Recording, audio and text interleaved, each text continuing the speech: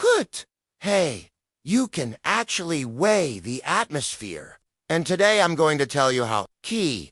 When I was in high school, we had this big steel beam in our physics lab that had weights on it to calibrate our balances. Since everything on Earth has a weight, including the atmosphere, we should be able to measure its mass by, weighing it. But how do you measure the weight of something that's not here?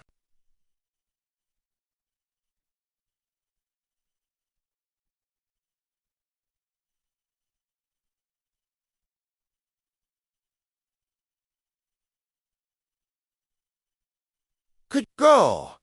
If we can measure the weight of that, then we can get the mass of the atmosphere. One way to do this is with a device called a barometer, which measures the weight of a column of mercury. One important thing to realize is that the weight of this column of mercury is due. Could. To the pressure of the atmosphere pushing down on it? Could. So the height of the mercury column is proportional to the pressure of the atmosphere. Now, mercury is toxic, so it's not the best thing to have around. So we often use devices like the aneroid barometer, which uses a sealed chamber with a partial vacuum to measure the pressure. This chamber is connected to a spring, and the spring measures the pressure by how much it gets compressed. So with a barometer, we can at least measure the pressure of the atmosphere. But remember, the question is, how do we get the total weight of the atmosphere? To do that, we need to multiply the pressure by the area over which we're measuring it. Gone. And for the entire planet, we need to integrate that over the entire surface of the planet. That's a lot of math. Fortunately, there is a really cool physical quantity that comes up in this integration that we can actually measure directly. It's called the You may have heard of it in the context of gravitational anomalies. Butte. But it's actually the average value of the gravitational potential energy per unit volume, pond. And it turns out that the geoid is just the integral over the entire planet of the pressure times. So if we can measure the geoid, we can get the weight of the atmosphere. There's a lot of noise in any measurement of the geoid because of, buildings and mountains and stuff. So typically what you want to do is smooth it out by taking a running average over a spherical cap that covers most of the planet.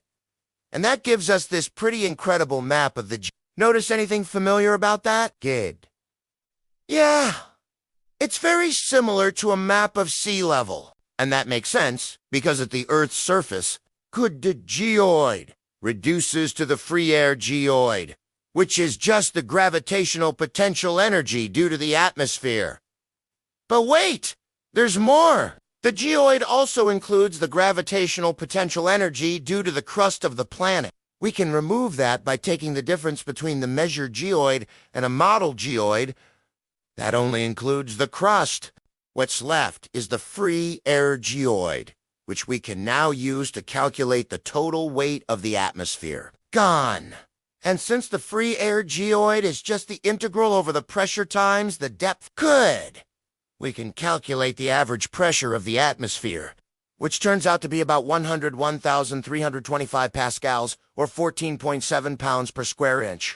And finally, multiply that pressure by the surface area of the planet to get the total weight of the atmosphere. Boo! Which is approximately 4.25 times 10 to the 18 kilograms, or about 9.4 pounds.